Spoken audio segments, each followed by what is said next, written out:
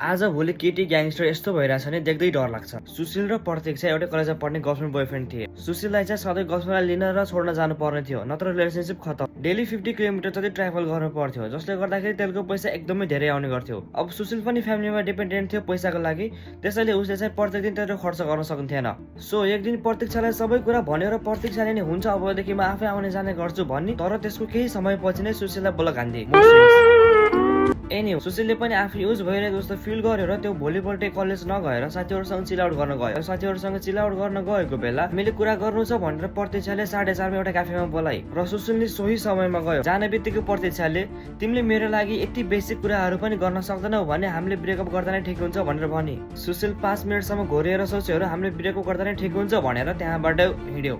त्यति बेला प्रतीक्षाले नि केही फरक नपरे जस्तो एक्सप्रेसन दिइरहेको थियो। बट सुशील घर जाँदै गर्दा प्रतीक्षाले फोन गरे र तिमीबाट यस्तो अपेक्षा गरेको थिएन, तिमी कस्तो चिप सोचको मान्छे भनेर भनी। अब जे हुनु चाहिँ भइहाल्यो भनेर सुशीलले पनि फोन कट गर्यो र फोन कट गरेको केही समयमै प्रतीक्षाका 5वटा साथीहरूले एक एक गरी सुशीललाई फोन गरेर सेम कुरा भने र त्यसको 5 दिनपछि कलेजमा प्रतीक्षाको ग्रुपले 3-4 वटा केटाहरूलाई लभमा पारेर अनेक बहानाहरू बनाएर ब्ल्याकमेल गर्ने र तिनीहरूबाट पैसा लिने आरोपमा सस्पेन्ड भयो र तिनीहरूको नेक्स्ट टार्गेट सुशील रहेको थाहा पायो र सुशील बी लाइक जे हुन्छ राम्रैको लागि हुन्छ।